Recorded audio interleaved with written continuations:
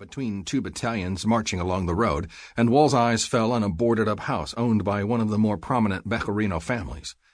More than half of those who should have owed allegiance to Mexico had also fled. Something about that troubled the general.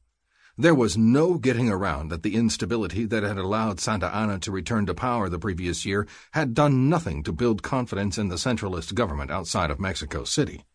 He glared at the empty house before his Gallic temperament took over, and he sighed. Nothing to be done about the Tejanos who have left. That will wait for another day. He turned and went back inside. There were orders to sign. Charlie watched Becky rocking Liza in a borrowed crib as she and Susanna Dickinson sat at the dinner table making small talk while knitting. Behind them, in what passed for a kitchen in the small officers' quarters, Henrietta was adding this and that to an iron skillet. He'd learned a long time ago that Henrietta's idea of this and that usually consisted of whatever vegetables she had managed to find. At the end of March, no doubt it meant something canned. He slipped out the door, having heard enough about which officers' wives were not wearing the latest fashion from New Orleans. As he walked down the stairs leading to the old convent yard, he muttered, "How can Becky stand to listen to her blather on and on?"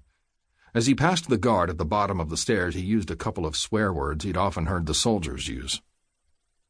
As the guard chuckled at his passing, he turned and opened a small door between the convent yard and the chapel.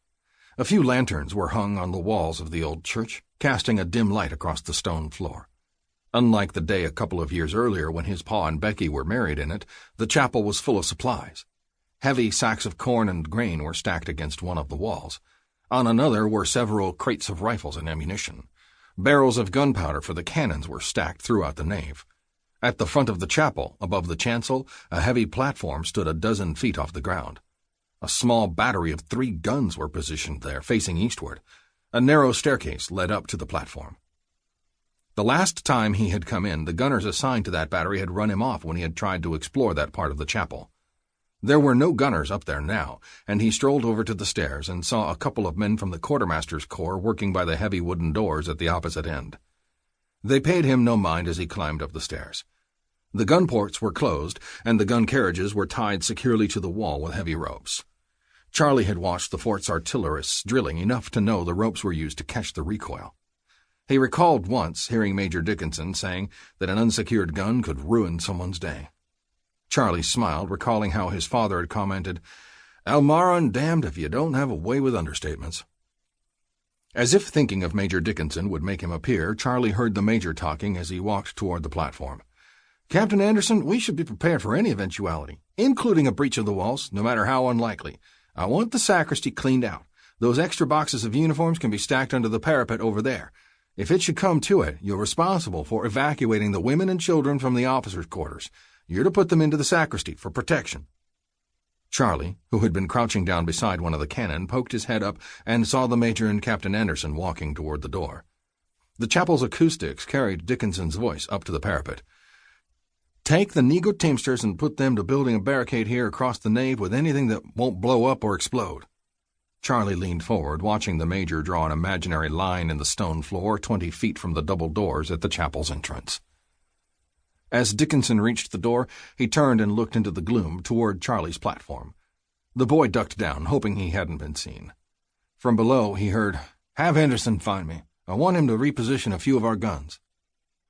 After the officers left, Charlie hurried down the stairs and scurried out the small side door. He didn't want to head back up to the officers' quarters.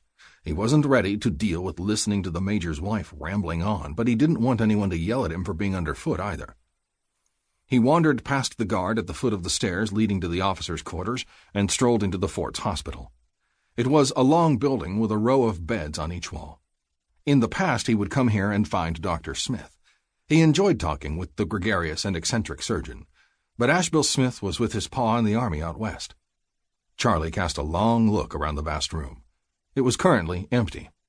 He plopped down on the foot of a bed and replayed in his mind the earlier discussion between Major Dickinson and the fort's infantry commander. Was the major really worried about the Mexican army swarming over the walls? He'd heard stories that Santa Anna had marched north 6 years before with a blood-red banner. Had the dictator won, even his pa said that Santa Anna had intended to take no prisoners. He shuddered as a chill ran down his spine. To an empty room, Charlie said, I'll be damned if I let those bastards take... To keep listening to this audiobook, I've left you a link in the description so you can do it, at no cost thanks to Audible's 30-day free trial.